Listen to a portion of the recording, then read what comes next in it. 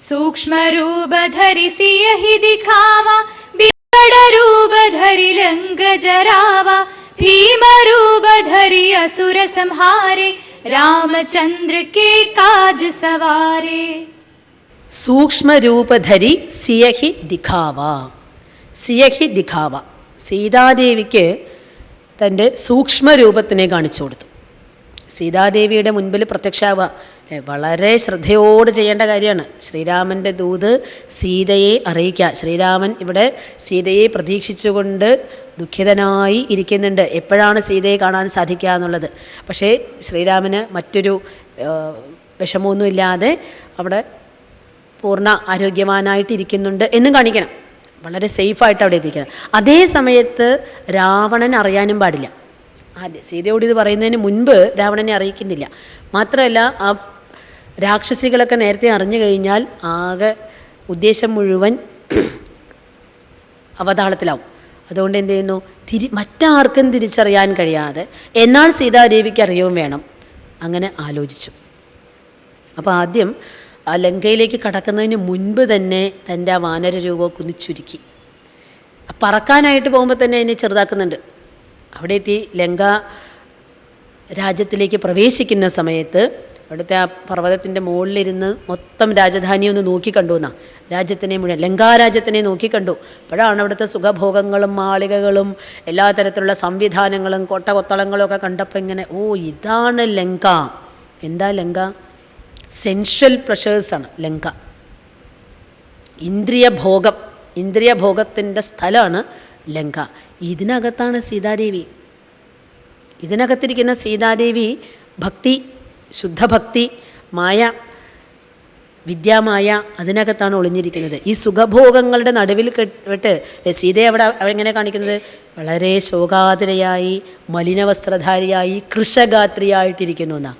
ഈ സുഖഭോഗങ്ങളുടെ ഇടയ്ക്കിരുന്ന് കഴിഞ്ഞാൽ നമ്മുടെ ഭക്തിയൊക്കെ അങ്ങനെ മെലിഞ്ഞ് മെലിഞ്ഞ് കൃശഗാത്രിയാവുന്നു.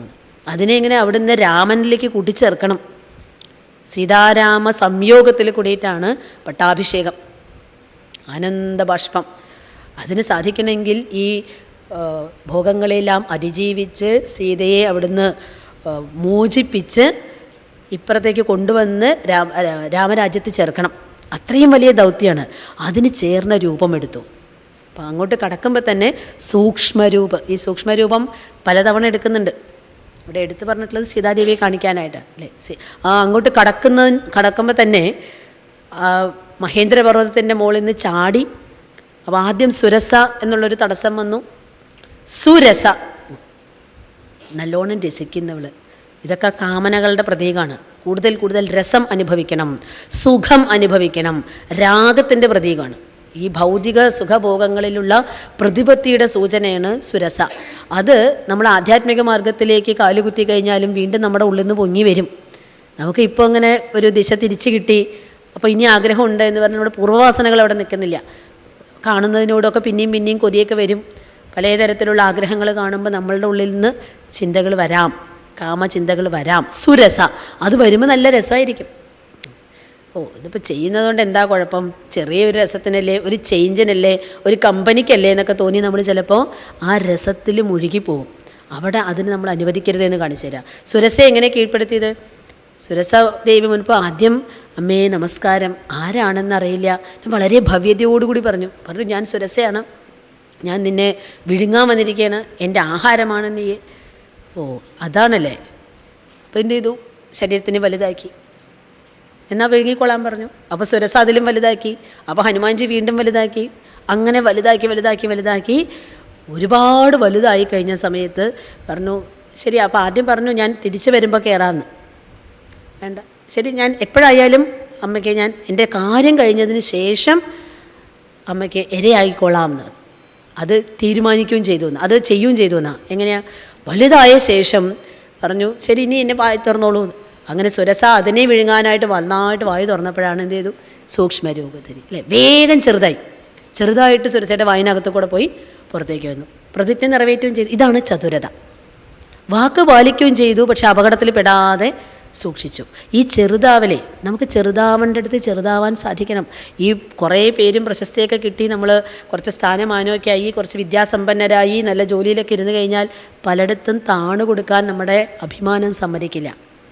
പക്ഷെ താഴേണ്ട അടുത്ത് നമുക്ക് താഴാൻ സാധിച്ചാലേ വിജയം നമ്മുടെ കയ്യിലുണ്ടാവുള്ളൂ. അല്ലെങ്കിൽ കുറച്ച് നമുക്ക് സക്സസ് ഒക്കെ കിട്ടുന്ന സമയത്തും നമ്മളോട് പോലും നമ്മളെ പോലും അറിയിക്കാതെയാണ് ഈ അഹങ്കാരം നമ്മളെ കീഴടക്കുക. അതുകൊണ്ട് ഞാൻ എന്തിനിപ്പോൾ അവർക്ക് താണു കൊടുക്കണം? അവരെൻ്റെ അടുത്തേക്ക് വരട്ടെ, എനിക്കെന്താ അതിൻ്റെ ആവശ്യം? എനിക്കും ഇല്ലേ ഒരു ഇൻഡിവിജ്വാലിറ്റി, എനിക്കൊരു പേഴ്സണാലിറ്റി ഇല്ലേ? ഇതെല്ലാം നമ്മുടെ മുമ്പിൽ വരും. ആ വ്യക്തിത്വം ദൃഢപ്പെടും അപ്പോൾ. പക്ഷെ അതേ സമയത്ത് സൂക്ഷ്മരൂപത്തിൽ ആ സമയത്ത് ഉചിതമായി ചിന്തിച്ചു, ഞാൻ ഇനിയും വലുതായി കഴിഞ്ഞാൽ എൻ്റെ രാമകാര്യം ചെയ്യാൻ താമസം വരും. അതുകൊണ്ട് വേഗം ചെറുതായതുകൊണ്ട് സുരസയുടെ വയറിനകത്ത് പോയി പുറത്ത് വരാൻ സാധിച്ചു. പ്രതിജ്ഞയ്ക്ക് ഭംഗം വന്നതുമില്ല. പിന്നീട് സുരസ ചെയ്തത്, നീ വളരെ ബുദ്ധിമാനാണ്, നിൻ്റെ ബുദ്ധിയെ ഞാൻ അഭിനന്ദിക്കുന്നു, നീ തന്നെ രാമകാര്യത്തിന് തികച്ചും യോഗ്യൻ, നിനക്ക് എല്ലാ മംഗളങ്ങളും ഉണ്ടാവട്ടെ, ആശീർവദിക്കുകയും ചെയ്ത്. ആ ആശീർവാദം നമ്മുടെ വഴിക്ക് സ്പിരിച്വൽ പാത്തിൽ നമ്മൾ പോകുന്ന വഴിക്കൊക്കെ പലരുടെയും അനുഗ്രഹങ്ങൾ നമുക്ക് ആവശ്യമുണ്ട്. അതും മേടിച്ചുകൊണ്ടാണ് പോയത്. അവിടെ എത്തിയപ്പോൾ ഇനി ലങ്കാരാജ്യത്തേക്ക് കിടക്കണമെങ്കിലോ, ഇവിടെ വാനരൻ്റെ രൂപമാണ്. ഈ രാക്ഷസന്മാരുടെ ഇടയിൽ വാനരനെ കണ്ടു കഴിഞ്ഞാൽ ഇത് പുറത്തുനിന്ന് ആരോ വന്നിട്ടുണ്ട് എന്നുള്ളത് വേഗം ന്യൂസ് കിട്ടും. അതുകൊണ്ട് അവരുടെ കണ്ണിൽപ്പെടാതിരിക്കണം. അതുകൊണ്ട് സന്ധ്യ ആവാൻ കാത്തിരുന്നു. ഒരുവിധം ഇരുട്ട് വ്യാപിച്ചപ്പോൾ തൻ്റെ ശരീരത്തിനെ വീണ്ടും ചെറുതാക്കിയെന്ന് തുളസീദാസ് തൻ്റെ രാമായണത്തിൽ പറയുന്നുള്ളത് മശക്ക സമാന, ഒരു കൊതുവിൻ്റെ എത്ര വലിപ്പമാക്കിയത്. ഇവിടുത്തെയൊക്കെ കൊതു പക്ഷിയുടെ അത്ര വലിപ്പമുണ്ട് അല്ലേ? കൊതുവിൻ്റെ വലിപ്പത്തിലെന്നാണ് പറഞ്ഞത്. മശക്ക സമാനം, അത്രയും ഇപ്പം ലക്ഷക്കണക്കിന് കൊതു പറക്കുമല്ലോ, അതിനിടയിൽ ഒരു വാനരൻ പറക്കണോ? വാനര രൂപത്തിനെ തന്നെ കൊതുവിൻ്റെ വലിപ്പത്തിലാക്കിയാണ്. ചിലയിടത്ത് പൂച്ചയുടെ വലിപ്പത്തിലെന്നൊക്കെയാണ് പറയണത്. പക്ഷേ തുളസീദാസ് പിന്നെയും ചെറുതാക്കിയിരിക്കുക, ആരാലും ശ്രദ്ധിക്കപ്പെടാതെ. അപ്പം നമ്മൾ ഇതാണ് നേരത്തെ പറഞ്ഞത്, ഞാൻ ഭക്തനാണെന്നോ ഞാൻ ജ്ഞാനമാർഗത്തിൽ സഞ്ചരിക്കുന്നവനാണെന്നോ ആരും അറിയേണ്ട ആവശ്യമില്ല. നമ്മൾ പുറമേക്ക് നമുക്ക് അങ്ങനെ ഒരു ലേബിൾ കിട്ടാതിരിക്കുന്നതാണ് നല്ലത്. നമ്മൾ ഉള്ളിൽ കൂടി നമ്മൾ പ്രവർത്തിച്ചുകൊണ്ടിരുന്നാൽ മതി. റെക്കഗ്നിഷൻ പാടില്ല. റെക്കഗ്നിഷൻ ഉണ്ടെങ്കിൽ അത് വേറൊരു തടസ്സം, അംഗീകാരം. അതുകൊണ്ട് അതൊന്നും ഇല്ലാതെ ആരുടെയും ശ്രദ്ധയപ്പെടാതെ കാര്യം നടത്തി. അവിടെ എത്തിയിട്ടാണ് പിന്നെ ഈ സീതാദേവിയുടെ ഇതിന് പോകുന്നതിന് മുൻപ് വീണ്ടും ഒരു ചെറിയ രൂപമായിട്ട് ആരും കാണാതെ മരത്തിൻ്റെ ഇലകളുടെ ഇടയിൽ ഒളിഞ്ഞിരുന്നിട്ടാണ് ദൂത് പറയുന്നത്. രാമകഥ മുഴുവൻ പറഞ്ഞു. ഇതാണ് ബുദ്ധി. സൂക്ഷ്മരൂപധരി സിയഹി ദിഖാവ. പക്ഷെ വേണ്ട സമയത്തോ വികടരൂപധരി ലങ്ക് ജരാവ. ലങ്കയെ മുഴുവൻ ജരാവ പറഞ്ഞാൽ ജലാന, അഗ്നിക്കിരയാക്കുക, കത്തിക്കുക. വികടരൂപം, അവിടെ നല്ല വികടരൂപം. സീതാദേവിയോടുള്ള സന്ദേശം വളരെ നന്നായിട്ട് ദേവിക്ക് പേടിയില്ലാത്ത തരത്തിൽ പറഞ്ഞയച്ചു. കാര്യം മുഴുവൻ യാതൊരു കൺഫ്യൂഷനില്ലാതെ പറഞ്ഞു തീർത്ത് അതിനെ ബോധിപ്പിച്ച ശേഷം സമാധാനിപ്പിച്ചു. അധികം വൈകാതെ രാമൻ വന്ന് സൈന്യസമേതം വന്ന് കൊണ്ടുപോകും, യാതൊരു പേടിയും വേണ്ട, ധൈര്യമായിട്ടിരുന്നോളാനൊക്കെ ആശീർവദിച്ച ശേഷം ഫലമൂലാദികൾ കഴിക്കാൻ പോയ സമയത്ത് തൻ്റെ വികട രൂപം എടുത്തു. അവിടെ ചെറിയ ഇത് പറ്റില്ല. പ്രധാന കാര്യം പറഞ്ഞല്ലോ, ഇനി അതിൻ്റെ കൂടെ +1 ചെയ്യട്ടെ സാധകൻ. ഇതാണ് ഈ മനുഷ്യ ജീവിതം കൊണ്ട് എന്താ സാധിക്കുക? എനിക്ക് എൻ്റെ ലക്ഷ്യം നേടണം. ആത്മന സുഖം, നമ്മുടെ ഒരു സുഖം, ജഗത് ഹിതായച്ച, രണ്ടും വേണം. ആത്മനോ മോക്ഷായ ജഗത് ഹിതായച്ച, നമ്മൾക്ക് മോക്ഷം വേണം, ജഗത്തിൻ്റെ ഹിതത്തിന് വേണ്ടിയിട്ട് പ്രവർത്തിക്കുകയും വേണം. ലോകം മുഴുവൻ ഈ രാവണൻ്റെ ദുർഭരണം കൊണ്ട് വിഷമിച്ചിരിക്കുകയാണ്. അവർക്കൊരു ഇത് വേണ്ടേ? എനിക്ക് മോക്ഷം വേണം, എനിക്ക് രാമപ്രാപ്തി വേണം, അതോടൊപ്പം എല്ലാവർക്കും ഉപകാരപ്രദമായിട്ട്. ആത്മനോ മോക്ഷായ ജഗത് ഹിതായ. അതിനെന്താ വേണ്ടത്? രാവണനെ അറിയിക്കണം, ഇതാ അവിടെ നിന്നൊരു സാമ്പിൾ വന്നിട്ടുണ്ട്. ഇതൊരു സാമ്പിൾ മാത്രമാണ് ഹനുമാൻജി, ഇനി വരാനിരിക്കുന്നേ ഉള്ളൂ രാമൻ്റെ സൈന്യമൊക്കെ. ഇത് കാണിച്ചു കൊടുക്കണം. അവിടെ തൻ്റെ വികടരൂപം കാണിച്ചു. ഭീമരൂപധരി അസുര സംഹാരേ. വീണ്ടും വലുതായി അസുരന്മാരെയൊക്കെ സംഹരിക്കാനായിട്ട് ഭീമരൂപം പ്രാപിച്ചു. കാരണം അവരുടെയൊക്കെ സൈസ് അങ്ങനെയാണ്. ഇന്ദ്രജിത്തും മേഘനാഥനും ഒക്കെ വലിയ ശരീരമുള്ളവരാണ്. അപ്പോൾ അതിന് വേണ്ടിയിട്ട് അത്രയും വലുതാവാൻ സാധിച്ചു. നോക്കും, നമ്മളുടെ ഉള്ളിലുള്ള ശക്തിയെ അവസരോചിതമായിട്ട് നമുക്ക് പുറത്തെടുക്കാൻ സാധിക്കും. എത്രമാത്രം എടുക്കണം അത്രയും തയ്യാറാവണം. എവിടെയാണോ നമ്മൾ താണു കൊടുക്കേണ്ടത് അവിടെ സ്വയം ചെറുതാവാം, തയ്യാറാവാം. വിവരമുള്ളവരുടെ മുൻപിൽ, ബലശാലികളുടെ മുൻപിൽ നമ്മൾ നമ്മുടെ വൈഭവമൊന്നും കാണിക്കാൻ വേണ്ട, അവിടെ ചെറുതാക്കുക. പക്ഷെ വേണ്ട സമയത്ത് നമ്മൾ ദുർബലത കാണിക്കരുത്. വികടരൂപധരി ലങ്കജരാവ ഭീമരൂപധരി അസുര സംഹാരേ രാമചന്ദ്രയ്ക്ക് കാജസംവാരെ. ഇങ്ങനെ ബുദ്ധിപൂർവ്വം പ്രവർത്തിച്ചിട്ട് രാമചന്ദ്രൻ്റെ കാര്യം നന്നായിട്ട് നടത്തി. കാജസംവാരെ, രാമചന്ദ്രൻ്റെ കാര്യങ്ങളെല്ലാം, പ്രധാന കാര്യങ്ങളെല്ലാം വളരെ ബുദ്ധിപൂർവ്വം ചെയ്തു തീർത്തു. लाय सजीवन लखन जियाए श्री रघुबीर हर्षि उर लाए. लाय सजीवन लखन जियाए श्री रघुबीर हर्षि उर लाए. रघुपति कीन्ही बहुत बड़ाई तुम मम प्रिय भरत ही सम भाई. रघुपति कीन्ही बहुत बड़ाई तुम मम प्रिय भरत ही सम भाई. लाय सजीवन लखन जियाए श्री रघुबीर हर्षि उर लाए. रघुपति कीन्ही बहुत बड़ाई तुम मम प्रिय भरत ही सम भाई. ലായ സഞ്ജീവന ലഖന ജിയായേ. രാമരാവണ യുദ്ധത്തിന് ഇടയിൽ ആദ്യം രാമരാവണന്മാരല്ല, മറ്റുള്ളവർ തമ്മിലെല്ലാം യുദ്ധം ചെയ്തുകൊണ്ടിരിക്കുന്ന സമയത്ത് ഒരു അവസരത്തിൽ ഇന്ദ്രജിത്തിൻ്റെ അമ്പ് കൊണ്ട്, ശസ്ത്രം കൊണ്ട് ലക്ഷ്മണൻ മോഹാലസ്യപ്പെട്ട് വീണു. ഉടനെ തന്നെ ലക്ഷ്മണൻ്റെ ഈ ജീവനെ രക്ഷിക്കണം. അതിനെന്താ വഴി? ഒരേ ഒരു വഴിയേ ഉള്ളൂ, സഞ്ജീവനി കൊണ്ടുവരണമെന്ന്. സഞ്ജീവനി അടുത്തൊന്നുമല്ല. അപ്പോൾ ആര് ഇത്ര വേഗം, വളരെ പെട്ടെന്ന് കൊണ്ടുവരണം. അന്വേഷിച്ചു, ആരാണ് തയ്യാർ? ഒന്നും ചോദിക്കേണ്ടി വന്നില്ല. ഹനുമാൻജി മുന്നോട്ട് പറഞ്ഞു, ഞാൻ. നമ്മൾ ഈ ബാലവിഹാർ കുട്ടികളോട് എപ്പോഴും പറയുന്ന ഒരു കാര്യമാണ്, എന്തെങ്കിലും പറയുമ്പോൾ അവർ ചെയ്യും, ഇവർ ചെയ്യും, അവർക്ക് എന്നേക്കാൾ അതല്ല. എന്തെങ്കിലും വരുമ്പോൾ ഞാൻ ചെയ്യാമെന്ന് പറഞ്ഞ് കഴിവുള്ളവർ എന്നോട് ഇങ്ങോട്ട് പറയട്ടെ. ഞാനിങ്ങനെ ഒരു പാട്ട് പാടാനാരെങ്കിലും ഒരു 10,000 പ്രാവശ്യം പറഞ്ഞു, ഒന്ന് പാടിക്കൂടെ, ഒന്ന് ശ്രമിച്ചു നോക്കൂ പ്ലീസ്, അങ്ങനെ കെഞ്ചി പറഞ്ഞ് ഇങ്ങനെ നമ്മൾ കുറേ അതിനുള്ള ഇതൊക്കെ പ്രതീക്ഷിച്ചിട്ട്, അങ്ങനെയല്ല. നമുക്ക് എന്താണോ ഭഗവാൻ കഴിവ് തന്നിട്ടുള്ളത്, എന്തിനാണോ, ഓരോരുത്തർക്കും എന്തെങ്കിലും ഉണ്ടാവും. അത് സമയം വരുമ്പോൾ എന്നോട് പ്രത്യേകിച്ചിട്ട് പറഞ്ഞിട്ടൊന്നുമില്ലല്ലോ, അവർ മറ്റേരല്ലേ വിളിച്ച് പറഞ്ഞത്, അവർ ചെയ്യട്ടെ. അല്ല, ആവശ്യം വരുമ്പോൾ അങ്ങോട്ട് ഓഫർ ചെയ്യാണ്, ഞാൻ ചെയ്യാം. എന്ത് ചെയ്തു? നിങ്ങളൊന്നും പേടിക്കണ്ട, സഞ്ജീവനി കൊണ്ടുവരാനല്ലേ? ഓ, അത് ഇത്രയല്ലേ ഉള്ളൂ? അയ്യോ, സഞ്ജീവനി കൊണ്ടുവരാനോ? അങ്ങനെയല്ല ചോദിച്ചത്, ഇത് ഇത്രയല്ലേ ഉള്ളൂ, ഞാൻ ചെയ്യാം. എപ്പോഴും ആ ശുഭപ്രതീക്ഷയാണ്, ആ സെൽഫ് കോൺഫിഡൻസ് ഉണ്ട്, ആത്മവിശ്വാസം, എനിക്ക് സാധിക്കും. ഉടനെ അത് എത്ര സമയം വേണം? ഉടനെ വേണം. മോഹാലസ്യപ്പെട്ട് ഇത് ശുശ്രൂഷിക്കാനൊന്നും അധികം സമയമില്ല. യുദ്ധം വേഗം ചെയ്തിട്ടില്ലെങ്കിൽ ശത്രുപക്ഷം മുഴുവൻ കീഴടക്കും. വേഗം വേണം, പേടിക്കണ്ട. അവലും തുളസി രാമായണത്ത് പറയുന്നത് ഹനുമാൻജി എത്രമാത്രം താല്പര്യത്തോടും ആ ഒരു ഉന്മേഷത്തോടു കൂടിയിട്ടാണ് കാര്യം ചെയ്യുന്നതെന്ന്. അതിന് മറുപടി പറയുന്നത്, നിങ്ങൾ അടുപ്പത്ത് ചീനച്ചട്ടി വെച്ചിട്ട് എണ്ണയൊക്കെ വെച്ചോളൂ, അതിൽ കടുക് ഇട്ടിട്ട് പൊട്ടുന്നതിനിടയ്ക്ക് ഞാൻ പോയിട്ട് വരാമെന്ന്. കടുക് പൊട്ടിത്തെറിക്കാൻ എത്ര സമയം വേണം? കാഞ്ഞ എണ്ണയിൽ അത്രയും സമയം കൊണ്ട് ഞാൻ പോയി തിരിച്ചു വരാം. എന്നർത്ഥം എന്താണ്? മിനിറ്റ് കൊണ്ട്, ക്ഷണം കൊണ്ട് പോയിട്ട് വരാം. അലസതയൊന്നുമില്ല. എത്ര കാലം വേണം? നമ്മൾ തുടങ്ങുമ്പോഴേ ചോദിക്കും അല്ലേ, ഈ നാമജപം എത്ര കാലം ചെയ്യണം, എത്ര മാല ചെയ്താലാണ് നമുക്ക് കിട്ടുക? നമ്മളിങ്ങനെ എണ്ണി അത് വേണ്ട, ജസ്റ്റ് സ്റ്റാർട്ട്. പെട്ടെന്ന് അങ്ങോട്ട് തീർക്കണം.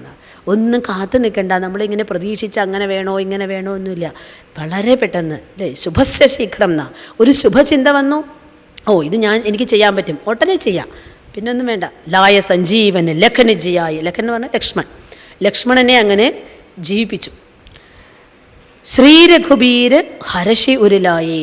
ഹനുമാൻജിക്ക് ഇതിൽ പരം ഒരു സന്തോഷമുണ്ടോ? ഇത്രയും ഒരു സന്നിഗ്ധ ഘട്ടത്തിൽ ഒരാൾ സഹായിക്കുന്നതാണ് ഏറ്റവും വലിയ സന്തോഷമായിട്ടുള്ള കാര്യം. അതും പറയാതെ തൻ്റെ വളരെ പ്രിയ സഹോദരനായിരിക്കുന്ന ലക്ഷ്മണൻ്റെ ജീവനെ നിമിഷം കൊണ്ട് തിരിച്ചു കൊടുത്തിരിക്കുകയാണ്. അപ്പം അതിനെന്താ? ഹർഷി. രാമൻ്റെ മനസ്സിലിങ്ങനെ ഹർഷം നിറഞ്ഞു എന്നാ, സന്തോഷം കൊണ്ട് നിറഞ്ഞു. എന്തെന്ത് ചെയ്തു? ഉരുലായി. ഉടനെ തന്നെ അതിനെന്താ സമ്മാനം കൊടുക്കുക? ഒരു വനാന്തരത്തിൽ സഞ്ചരിച്ചിരിക്കുമ്പോഴാണ് ഇതൊക്കെ ഉണ്ടാകുന്നത്. ഇപ്പോൾ കയ്യിലൊന്നുമില്ല കൊടുക്കാൻ, ആകെയുള്ളത് ഹൃദയത്തിലുള്ളതാണ് ആ സ്നേഹം. അതുകൊണ്ട് ഉരുലായി. ഉരെന്ന് പറഞ്ഞാൽ ഹൃദയം കൊണ്ട് ഒരു ആലിംഗനം ചെയ്തു. ഒരു ഭക്തന് ഇതിൽ പരം എന്താ വേണ്ടത്? ഭഗവാൻ നേരിട്ട് ആലിംഗനം ചെയ്യുക. ഹനുമാൻജിക്ക് ആ ഭാഗ്യം 2-3 തവണ ഉണ്ടായി. നമുക്ക് ഏറ്റവും ഇഷ്ടപ്പെട്ട വ്യക്തി അതിലും കൂടുതൽ നമ്മുടെ വല്ല അധ്യാപകൻ അല്ലേ, നമ്മുടെ ഒരു ആധ്യാത്മിക ഗുരു, അവരെ നിന്നൊക്കെ നമുക്കൊരു ആലിംഗനം അബദ്ധത്തിൽ കിട്ടിയാൽ തന്നെ എന്തൊരു തൃപ്തിയായിരിക്കും. ഇത് ഭഗവാൻ തന്നെ നേരിട്ടങ്ങോട്ട് ഉരുളായി സന്തോഷമായിട്ട് ഹൃദയത്തോട് ചേർത്ത് ആശീർവദിച്ചു എന്ന്. എന്നിട്ടോ രഘുപതി കീൻ ഹി ബഹുത്ത് ബഡായി, രാമനും ഒട്ടും കുറച്ചില്ല. തനിക്ക് വേണ്ടി ഒരു നല്ല കാര്യം ചെയ്തു കഴിഞ്ഞാൽ അവരോട് നമ്മുടെ നന്ദി സൂചിപ്പിക്കണം. അത് തൻ്റെ ഒരു എളിയ ഭക്തനായിരിക്കുന്ന വാനര ഭക്തനായിരിക്കുന്ന ഹനുമാൻജിയാണ് ചെയ്തിരിക്കുന്നത്. എന്നാലും നീ ചെയ്തത് വലിയ ഉപകാരമാണ്, നീ ഇത് ചെയ്തില്ലായിരുന്നെങ്കിൽ എനിക്ക് വലിയ ഒരു നഷ്ടമാവുമായിരുന്നു എന്നൊക്കെ വാക്കുകളെ കൊണ്ട് പ്രകടിപ്പിച്ചു. നമ്മുടെ കുടുംബജീവിതത്തിൽ പലപ്പോഴും വേണ്ടത് അത്. നമ്മൾ പലതും എക്സ്പ്രസ് ചെയ്യാറില്ല. എക്സ്പ്രസ് ചെയ്യണം, വേണ്ടടുത്ത് പറയണം. ഇതിനിടയ്ക്ക് ഒരു കുട്ടി പറഞ്ഞു, ഒരു യുവകേന്ദ്രയിലൊക്കെ ഉള്ളൊരു കുട്ടി പറഞ്ഞതാണ്, എനിക്ക് അറിയില്ലായിരുന്നു സ്വാമിനി അമ്മ ഇങ്ങനെ ഒരു വാക്ക് എൻ്റെ നിന്ന് പ്രതീക്ഷിക്കണ്ടായിരുന്നു എന്ന്. എന്തോ അസുഖം വന്നപ്പോൾ അവർ ബുദ്ധിമുട്ടായിട്ട് ഇങ്ങനെ കിടക്കുന്ന സമയത്ത് 2-3 തവണ പോയി നോക്കിയെന്ന്. പക്ഷേ പിന്നീട് അത് കഴിഞ്ഞിട്ട് അമ്മ ഭയങ്കര കംപ്ലൈൻറ്റ് എത്ര പിറ്റേ ദിവസം. ഈ കുട്ടി പറയും, എനിക്ക് നല്ലപോലെ വിഷമമുണ്ടായിരുന്നു, പക്ഷേ ഞാനിപ്പോൾ അവിടെ പോയിട്ട് എന്താ ചെയ്യുക, എന്തൊക്കെയോ ചൂട് പിടിക്കുന്നതൊക്കെ അതിന് വേറെ ആരൊക്കെയോ ചെയ്യുന്നുണ്ട്. ഞാൻ 2-3 തവണ പോയി നോക്കിയിട്ട് വന്നു, പക്ഷേ പിറ്റേ ദിവസം അമ്മയുടെ മുഖം ഇത്ര വീർത്തിട്ട്, ഞാൻ ഇത്ര കഷ്ടപ്പെട്ടിട്ട് നീ എന്നോടൊരു വാക്ക് ചോദിച്ചില്ലല്ലോ. അപ്പോൾ ഈ കുട്ടി പറയാ, ഇത്രയും വിഷമം ഞാൻ എൻ്റെ ജീവിതത്തിൽ അനുഭവിച്ചിട്ടില്ല. ഹലോ, അമ്മ എന്നോട് പറഞ്ഞില്ലേ അങ്ങനെ, എനിക്ക് എത്രയാ സ്നേഹം എന്ന് എനിക്ക് പറയാൻ പറ്റുന്നില്ല. ഞാൻ 2-3 തവണ പോയിട്ടുണ്ട്, പക്ഷേ അമ്മ പ്രതീക്ഷിച്ചു ഒന്ന് എന്താ അമ്മയ്ക്ക് വിഷമം എന്നൊന്ന് ചോദിക്കാൻ അല്ലേ. ഒരു മാതാവ് എന്നുള്ള രീതിയിൽ അവർ പ്രതീക്ഷിച്ചു. അപ്പോൾ ഈ കുട്ടിയുടെ സ്നേഹം ഇല്ലാഞ്ഞിട്ടല്ല, പക്ഷെ ആ സമയത്ത് അത് വാക്കുകളുടെ രൂപത്തിൽ ഒരു വാക്ക് മതി. ഞാൻ എന്തെങ്കിലും ചെയ്തു തരണോ, അല്ല കുറച്ച് നേരം കഴിഞ്ഞിട്ട് ഒന്ന് കുറവുണ്ടോ എന്നൊക്കെ ഒന്ന് ചോദിച്ചാൽ മതി. ഇതാണ് അവസരോചിത പെരുമാറ്റം. അതൊക്കെ വേണ്ടടുത്ത് ചെയ്യണമെന്ന് പറയാണ്. ആ ശ്രീരാമനും അതിനെ മാതൃകയാണ്. ശ്രീരാമൻ പറഞ്ഞു, നീ എത്ര ചെയ്ത് ഇപ്പോൾ അല്ലെങ്കിൽ ഹനുമാൻജി ചെയ്തിട്ട് വേണോ ശ്രീരാമന്, സകല ജഗത് പിതാവായിട്ടിരിക്കുന്ന ശ്രീരാമന്. പക്ഷേ ഹനുമാൻജി എന്നാലും അതൊരു സേവനമായിട്ട് ചെയ്തപ്പോൾ ആ അർഹതപ്പെട്ട അംഗീകാരം അവിടെ അങ്ങോട്ട് കൊടുത്തു. രഘുപതിക്ക് ഹി ബഹുത്ത് ബഡായി. സാധാരണ ഭഗവാനെ ഭക്തൻ പ്രശംസിക്കുകയും ചെയ്യാം. ഇവിടെ ഹനുമാൻജിയുടെ കാര്യത്തിൽ ഭഗവാൻ ഭക്തനെ പ്രശംസിക്കുക, ഇതൊക്കെയാണ് ഹനുമാൻജിയുടെ അഡീഷണൽ ക്വാളിഫിക്കേഷൻ. ബാക്കി എല്ലാ ഇതിലും നമ്മൾ ഭക്തൻ ഭഗവാനെ പ്രശംസിക്കുന്നത് കാണാം. ഇവിടെ ഭഗവാൻ നേരിട്ട് തൻ്റെ ഭക്തനെ ഇങ്ങനെ പ്രശംസിക്കുക. ഹനുമാനെ കണ്ടുപിടിക്കും, നിങ്ങൾ ഹനുമാനെ ആശ്രയിക്കൂ, ഹനുമാനെ ഉപാസിക്കൂ, അത് മതി അല്ലേ. ഹനുമാൻ്റെ വിഗ്രഹം ഇല്ലാത്ത ശ്രീരാമ മന്ദിരങ്ങൾ കാണാൻ സാധിക്കില്ല. നേരെ മറിച്ച് ശ്രീരാമനില്ലാത്ത ഹനുമാൻ്റെ അമ്പലങ്ങളില്ലേ. ഹനുമാനുള്ളിടത്ത് വേറൊന്നും വേണമെന്നില്ല. അത് മാത്രം നിങ്ങൾ ഹനുമാനെ പൂജിച്ചാൽ മതി, അവിടെ ഉണ്ടാവും ഞാൻ. പക്ഷേ എൻ്റെ മന്ദിരം ഉണ്ടെങ്കിൽ അവിടെ ഹനുമാൻജി വേണം. അങ്ങനെ നമ്മുടെ ഉപാസനയിലും കൂടി വന്നിരിക്കുന്നത് അത്രയും മഹത്വമാണ്. തന്നെക്കാളും സ്ഥാനം രാമൻ തന്നെ ആശ്രയിക്കുന്നവർക്ക് കൊടുത്തു. അങ്ങനെയുള്ള പ്രഭുവിനെ വേണം നമ്മൾ സേവ ചെയ്യാൻ, ശുശ്രൂഷ ചെയ്യാൻ, പൂജിക്കാൻ. വ്യക്തികളല്ല പൂജിക്കേണ്ടത്. വ്യക്തിപൂജന എപ്പോഴും നമുക്ക് ആപത്താണ്. നമ്മളൊരു തത്വത്തിനെ വേണം ആശ്രയിക്കാൻ. തത്വത്തിൽ മുറുകെ പിടിച്ച് നിന്നിട്ട് അവിടെ സമസ്തം അർപ്പിച്ചുകൊണ്ട് ചെയ്താൽ നമ്മൾ അർഹിക്കുന്ന അംഗീകാരം ചോദിക്കാതെ കിട്ടും. നമ്മൾ ഈ സ്നേഹവും ബഹുമാനവും ഒന്നും ചോദിച്ചു വാങ്ങേണ്ടതല്ല. ഗീവ് റെസ്പെക്റ്റ്, ടേക്ക് റെസ്പെക്റ്റ് എന്നാണല്ലോ. നമ്മൾ വേണ്ടടുത്ത് അവിടെ അത് അങ്ങോട്ട് കൊടുത്താൽ മതി, നമുക്കിങ്ങോട്ട് കിട്ടിക്കൊണ്ടിരിക്കും. ചോദിച്ചു വാങ്ങേണ്ടതല്ല. നമ്മൾ വേണ്ട പോലെ ചെയ്തു കഴിഞ്ഞാൽ ഇതുപോലെ ഭഗവാൻ തന്നെ നമ്മളെ പ്രശംസിക്കണം. ബഹുത്ത് ബഡായി. എന്താ എങ്ങനെ പറഞ്ഞിട്ടാണ് പ്രശംസിച്ചത്? തുമ മമ പ്രിയ ഭരത ഹി സമഭായി. ഭരതനെ പോലെ തന്നെ എനിക്ക് ഏറ്റവും പ്രിയപ്പെട്ട സഹോദരനായിരിക്കുന്നു നീ. ഭക്തന്മാരെല്ലാം രാമനെ ധ്യാനിച്ചുകൊണ്ടിരിക്കുന്ന സമയത്ത്, എല്ലാവരും രാമനെ ധ്യാനിക്കുകയും രാമനെ സ്മരിക്കുകയും ചെയ്യുന്ന സമയത്ത് രാമൻ എപ്പോഴും അയോധ്യയിലാണെങ്കിലും ശരി, വനവാസത്തിലാണെങ്കിലും ശരി, എന്ത് കാര്യം ചെയ്തുകൊണ്ടിരിക്കുമ്പോഴും ഭരതനെ ഓർമ്മിച്ചുകൊണ്ടിരിക്കുക. അവർ തമ്മിൽ അത്ര ആത്മീയ ബന്ധമാണെന്നാണ്. 4 സഹോദരന്മാരുണ്ടെങ്കിലും രാമൻ ഭരതനെ വിട്ടു പിരിഞ്ഞ ശേഷം രാമൻ്റെ ഹൃദയത്തിൽ നിന്ന് ഭരതനും അകന്നിട്ടില്ല. ഭരതനും ആ പാദുകം വെച്ച് പൂജ ചെയ്തുകൊണ്ട് രാമൻ്റെ പ്രതീകമാണെന്ന് ധരിച്ചുകൊണ്ട് രാമരാജ്യം നടത്തിക്കൊണ്ടിരിക്കുന്ന സമയത്ത്, അയോധ്യയെ ഭരിച്ചുകൊണ്ടിരിക്കുന്ന സമയത്ത് സദാ രാമനെ സ്മരിച്ചുകൊണ്ടായിരിക്കുന്നത്. അപ്പോൾ എത്രമാത്രം സ്ഥാനം ഞാൻ ഭരതൻ എൻ്റെ ഹൃദയത്തിൽ കൊടുക്കുന്നുണ്ട്, അതുപോലെ സ്ഥാനം ഇതാ ഇന്ന് മുതൽ നിനക്കുണ്ട്. നീ ഇന്ന് മുതൽ എൻ്റെ സഹോദരനാണ്. അപ്പം നേരത്തെ പറഞ്ഞു പുത്രനെ വിളിക്കുന്നുണ്ട്, ഇവിടെ സഹോദരൻ്റെ സ്ഥാനം കൊടുക്കും. സ്നേഹത്തിൻ്റെ ആ മഹത്വം. തുമും മമ പ്രിയ ഭരത ഹി സമഭായി. ലായ സഞ്ജീവന ലഖനജിയായേ ശ്രീ രഘുബീർ ഹർഷി ഉരുലായി. അവസരോചിതമായി പ്രവർത്തിച്ചപ്പോൾ വേണ്ട അംഗീകാരം കിട്ടി.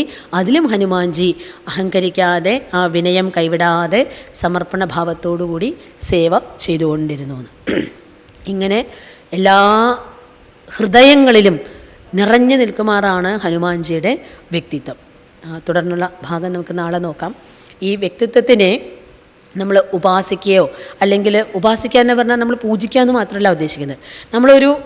ഒരു ഐഡിയലായിട്ട് കാണുക, അത് തന്നെ മതി നമുക്കിങ്ങനെ ഒരു ഊർജം കിട്ടാൻ.